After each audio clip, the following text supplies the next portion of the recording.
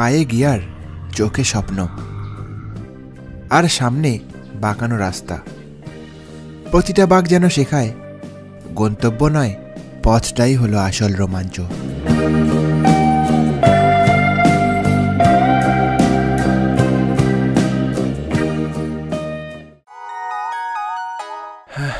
আমাদের অনেক লেট হয়ে গেছে উঠতে ঘুম থেকে। আসলে আজ হলো বৃহস্পতিবার করে আমার জিম অফ থাকে, তাই ওই দিন একটু লেট করেই ঘুম থেকে উঠি। আর কাল রাতে এতটাই টায়ার্ড ছিলাম, ঘুমের চোখে জিমের অ্যালার্মটাই মডিফাই করেছিলাম। তো যথারীতি সকালে অ্যালার্ম বাজেনি, তো একটু আগে 6:45 নাগাদ দেবরাজ ফোন করেছে, ভাই সকালে ডাকলি না কেন, লেট হয়ে গেছি তো আমরা। আমি বললাম এই ব্যাপার, তো চলো এখন আমরা চেন লুপ করে নিই, করে আস্তে আস্তে বেরোবো। যা হওয়ার তো হয়েই গেছে, এখন আর তো এটা কিছু করার নেই। তো চলো, আমরা সবাই রেডি, এখন এখান থেকে আমরা বেরোবো। রাইডিং গিয়ার পরে নিয়েছি, তারপরে রাজও পরে নিয়েছে। শুধু পাহাড়ে এখনই গ্লাস হচ্ছে, নিচে গিয়ে দাঁড়াবে। যাই হোক, এই যে দেখো আমাদের সব লাগেজ গোছানো গেছে, জাস্ট আমরা ট্যাঙ্ক ব্যাগ আর হেলমেটটা নিয়ে চলে যাবো নিচে। রাজু রেডি, সব পরিষ্কার, সব কিছু নেওয়া আছে তো? ঠিক আছে চল। আমি এখন সানগ্লাসটা পরবো আর গ্লাসটা পরবো, পরে বেরিয়ে পড়বো। এই যে দেখো আমাদের হোটেল। শুরু করলাম তাহলে আজকে আমাদের জার্নি। হর হর মহাদেব। দেখো কাল থেকে আজ পর্যন্ত 526 কিলোমিটার হয়েছে, এবার আজকে শুরু হোক।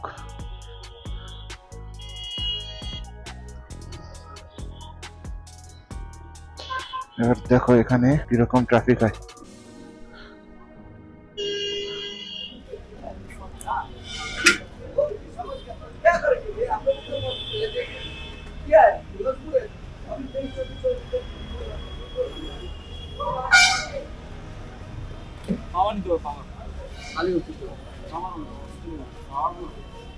এমনি আমাদের লেট হয়ে গেছে, তার উপরে আবার পাম্পের ট্যাঙ্কে পেট্রোল ফিল আপ হচ্ছে, তার জন্যে আরো আমাদের আধা ঘন্টা নষ্ট হলো।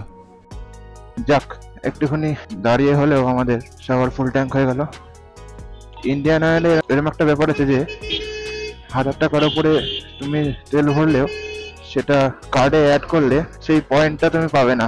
দেখাবে তুমি তেল ভরেছো, কিন্তু ওই পয়েন্টটা 0 থাকবে। তো ফার্স্টে 9 লিটার ভরার পরে ওটাকে অ্যাড করলাম কার্ডে পয়েন্টটা, তারপরে আবার বাকিটা ফুল করলাম, আবার ওটা অ্যাড করলাম ভাগে ভাগে। এরকম ভাবে তোমরাও করতে পারো যারা ফুল ট্যাঙ্ক করাবে।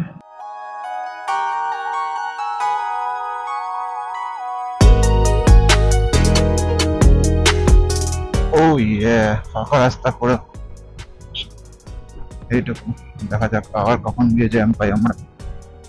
আমাদের কিছু জানার হলে আমরা সবার প্রথমে গুগলে সার্চ করি, তারপর আরও ডিটেলসে জানতে চাইলে ইউটিউবে সার্চ করি। তেমনি সিকিম বাইক রাইডের বিষয়ে আরও জানার জন্য ইউটিউবে আরও অনেক বড় বড় ভ্লগারদের ভিডিও দেখেছি। এই রাস্তার উপর দিয়ে তারা যায় নিজের বাইক নিয়ে, আর আজ সেই রাস্তাগুলোর নিজের চোখে সামনে দেখছি, আর নিজের আবেগকে কন্ট্রোল করতে পারছি না। ভুল ভাল বকে ফেলছি তোমাদের সাথে। সিকিমের গুরুদাংমার লেক যাওয়ার স্বপ্ন আমার অনেক আগে থেকেই ছিল, কিন্তু ওটা একটু টাফ, তাই ফার্স্টে নর্থ সিকিম না করে ইস্টের প্ল্যান করা হলো। তো যাই হোক, ওটাও হবে কোনো একদিন। ও মাই গড, এই মোড়টা বেঁকেই পাহাড় দেখে আর আবেগ কন্ট্রোল হচ্ছে না।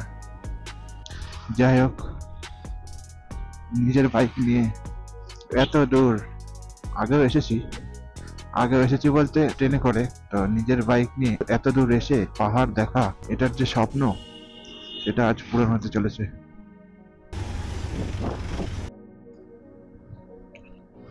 গ্যাংটক 92 কিলোমিটার, রংপো 52। রাস্তায় মাঝে মাঝে অনেক গাছ রয়েছে, তাই এক জায়গায় আলো এক জায়গায় অন্ধকার হয়ে যাচ্ছে বলে এই এনডি ফিল্টারটা একটু খুলে নিলাম এখন। এই দেখো সেই অভিশপ্ত NH10 যেটা বন্ধ ছিল, সব রাইডাররা যাচ্ছে দেখো। সবাই বেঁধেছে স্যাডেল ব্যাগ, টপ বক্স, আমি বেঁধেছি তক্তা।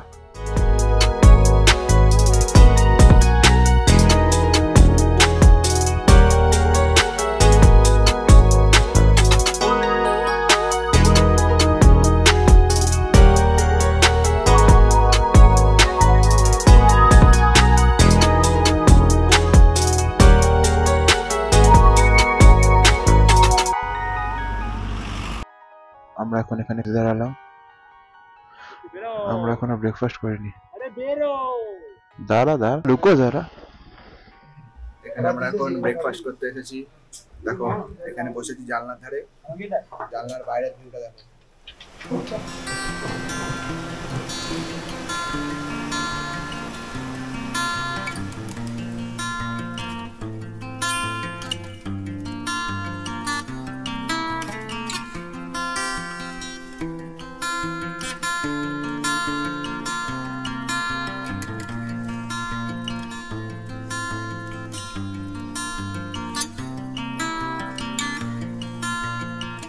এই যে আমার পুরি সবজি চলে এসেছে, খেয়ে নি।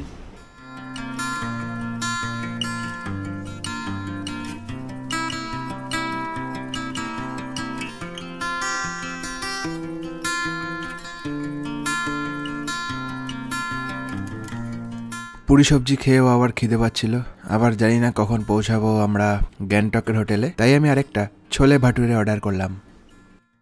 ব্রেকফাস্ট করে ফ্রেশ হয়ে আমরা আবার বেরিয়ে পড়লাম।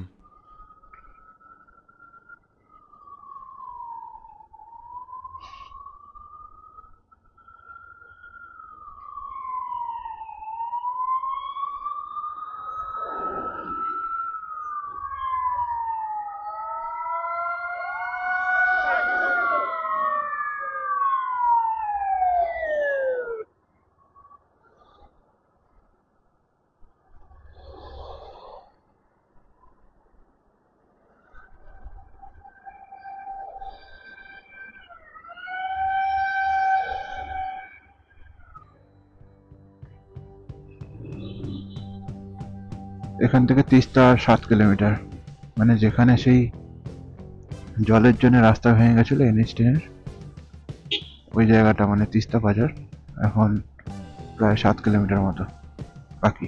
ওই এক জায়গাতেই একটু জ্যাম পাওয়ার আশা রয়েছে, দেখা যাক কিরকম কি ভাগ্য আমাদের সাথ দেয়। কাল থেকে তো সাথ দিয়েই যাচ্ছে, আর দেখা যাক। রাস্তাটা কিরকম ভাবে ভেঙেছে দেখতে পাচ্ছ? ডান দিকে দেখো, আমাদের একটু বাদিকে চেপে চলতে হবে, কারণ আগে একটা সাইনবোর্ড দেওয়া ছিল যে রোড ড্যামেজড। জল উঠে কি অবস্থা হয়েছিল এখানে,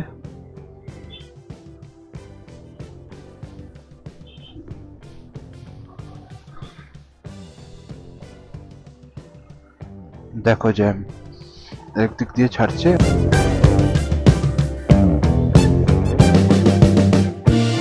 পাহাড়ে এই ব্রিজগুলো রেকর্ড করতে আমার ভীষণ ভালো লাগে, আর দেখতেও ভীষণ সুন্দর লাগে।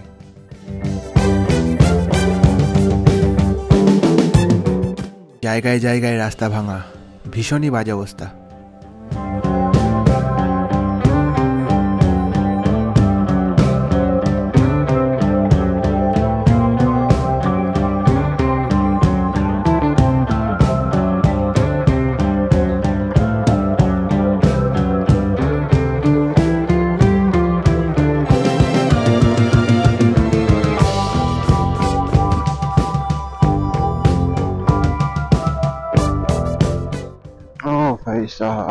দেখেছো 4 চাকা নিয়ে আসলে কি অবস্থা, মানে যারা লাইনে আটকে আছে। আমরা যেমন আমাদের সাইড দিয়ে দিচ্ছে, ডান দিকে দেখো তিস্তার তেজ। ফাইনালি আমরা এই জ্যাম পেরিয়ে ডান দিকে ঢুকলাম। ইয়ে, এই ব্রিজ পার করলেই আমাদের আর কোনো রাস্তা ব্লকের সমস্যা নেই।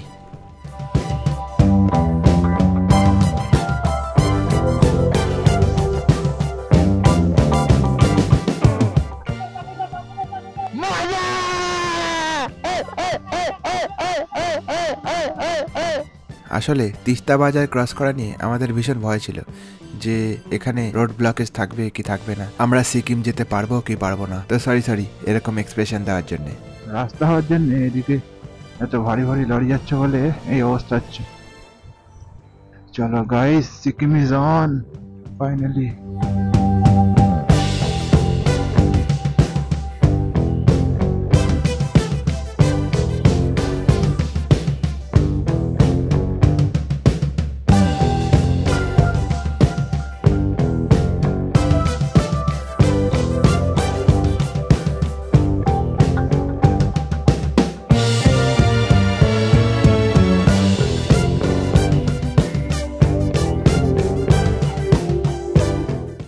এতক্ষণ তিস্তা নদী ছিল আমাদের ডান দিকে, এখন আমরা ওপার থেকে এপারে চলে এসেছি। তো এখন তিস্তা নদীকে তোমরা আবার আমার বাদিকে দেখতে পারবে। এখানে অনেক জ্যাম পেরিয়ে, মানে যেই জ্যামটার ভয় আমরা পাচ্ছিলাম সেটা কাটিয়ে আমরা একটু এগিয়ে দাঁড়িয়েছি। এবার দেখো এখানকার ভিউটা দেখো তোমরা একবার।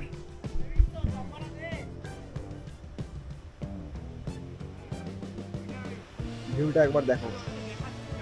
এখানে একটু সবাই ক্যামেরা বার করে, কালকে বাড়ি থেকে আনার পর এখানে ফার্স্ট ক্যামেরাটা বের করা হলো। আর ভিউটা দেখো, ও মাই গড, ভিউ ভিউ। আর নিচে দেখো এরকম জল বইছে, আমরা হাঁটছি, খুব ভালো লাগছে। এক সেকেন্ড দাঁড়া।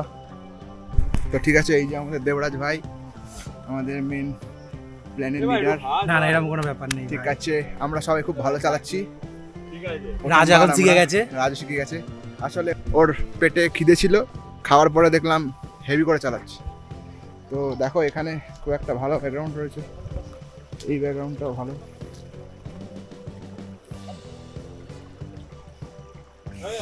দেখা যাক। এক সেকেন্ড, আমাদের হোটেলের লোক বারবার ফোন করছে। আমরা আমাদের ফটোশুট হয়ে গেলে আমরা এগোবো আবার।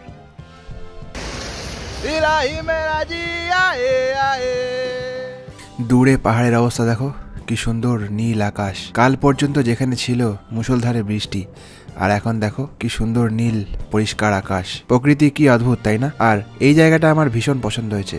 মনে হচ্ছে যেন ওই পাহাড়ের চূড়ায় ওই জায়গাটায় গিয়ে আমি বসে থাকি আর কিছুক্ষণ সময় কাটাই।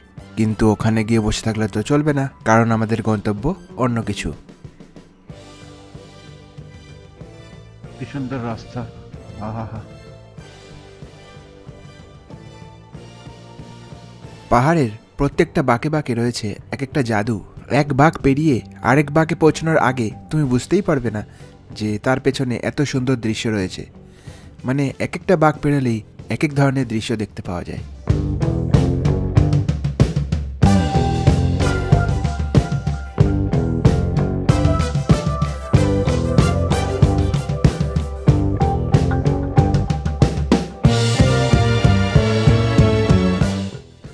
এখান থেকে গ্যাংটক আর 38 কিলোমিটার। এই সেই ব্রিজ, এই ব্রিজ পার করা মানেই আমরা সিকিমে এন্টার করে গেছি। কি সুন্দর লাগছে, তাই না? দূরে দেখো বড় করে ডান দিকে লেখা ওয়েলকাম টু সিকিম। আমরা এই ব্রিজে একটু দাঁড়ালাম। দেবরাজ বলল একটা ছবি তুলে দিতে, এই লোকেশনটা ভীষণই সুন্দর। আর এই যা রোদ, আমি তো সানভাইজার ইউজ না করে আমি আমার সানগ্লাসটা পরে চালাচ্ছি। সানভাইজারের থেকে আমার এই সানগ্লাসে ভালো ভিজিবিলিটি, তাই আমি সানগ্লাসটাই প্রেফার করি। আর পেছনে রঞ্জন ডিসাইড করছে যে এখানে ড্রোন ওড়াবে কিনা, কারণ এখন অনেকটা দেরি হয়ে গেছে, আমাদের হোটেলে পৌঁছতে হবে খুব তাড়াতাড়ি। ব্রিজ পার করেই চারিদিকে দৃশ্য যেন কি সুন্দরভাবে বদলে গেল। সূর্যের তেজ আস্তে আস্তে কমছে, আর চারিদিকের সবুজ গাছপালাগুলোকে যেন হলুদ করে দিচ্ছে। এই রাস্তার মাঝখান দিয়ে আমরা যাচ্ছি, ভীষণ সুন্দর লাগছে।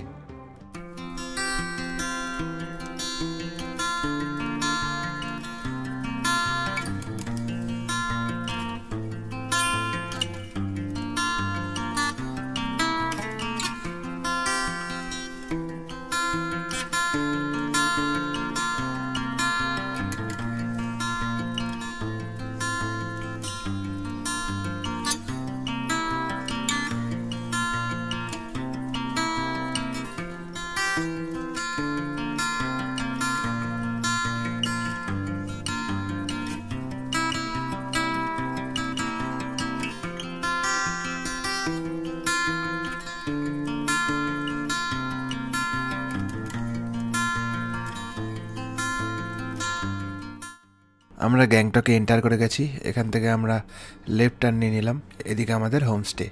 আর গ্যাংটক আমাদেরকে ওয়েলকাম জানিয়ে দিয়েছে।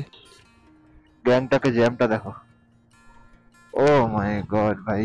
এই যে ট্যাক্সিগুলো দেখছো, এই ট্যাক্সিগুলো যেখানে সেখানে দাঁড়িয়ে পড়ছে লোক তোলার জন্য। ও মাই গড, তোমরা কি ইঞ্জিনের আওয়াজটা শুনতে পাচ্ছ? রাস্তাটা দেখতে এরকম ক্যামেরায় সোজা লাগছে, কিন্তু এটা প্রায় 25 থেকে 35 ডিগ্রি উঁচু। মানে বলতে পারো রাস্তাটা অনেকটাই খাড়া। আমি তো ফার্স্ট অ্যান্ড সেকেন্ড গিয়ারে গাড়ি চালাচ্ছি, বেশিরভাগটাই ফার্স্ট গিয়ারে চালাচ্ছি, না হলে তো উঠছে না গাড়ি। আর তাই জন্যে ভীষণ আওয়াজ হচ্ছে ইঞ্জিনে। আমরা এখন এই ডান দিক দিয়ে এখান দিয়ে যাব, আমাদের হোটেলটা ওইদিকে। ওরে বাবা রে, এই রাস্তা তো সেই খাড়া। ওফ, এই রে রাজ দাঁড়িয়ে পড়েছে।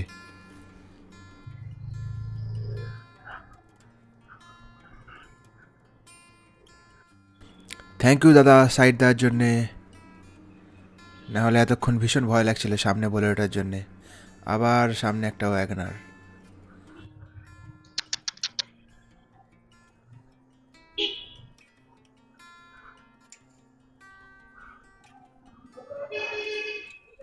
আমরা চলে এসেছি, এই বাদিকে নামলেই আমাদের হোটেল।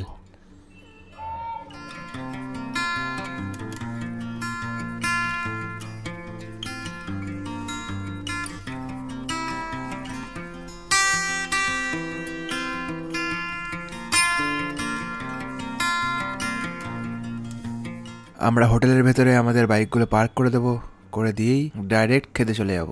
খেয়ে দিয়ে এসে তারপর আমরা আমাদের লাগেজগুলোকে আনপ্যাক করব। এটা হলো হোটেল জেন লন্ডন হাউস।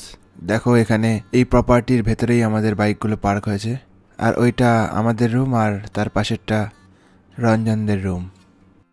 এই যে দেখো, এটা হলো আজকে আমাদের ডাইনিং রুম। এখানে আমরা আজকে খাওয়া দাওয়া করব। এখানে এখন খাবারে রয়েছে ভাত, ডাল আর আলু ভাজা। देखिए भाई साहब, यहाँ अभी का माहौल कुछ ऐसा है। वहाँ गाना चल रहा है और हम यहाँ पे लैद खा रहे हैं। দেখো আমাদের ঘরের অবস্থা। এখন আমরা বেরোচ্ছি, বেরিয়ে যাবো হচ্ছে ম্যাল রোডে। আমরা এখন যাচ্ছি হেঁটে হেঁটে এমজি মার্গের দিকে।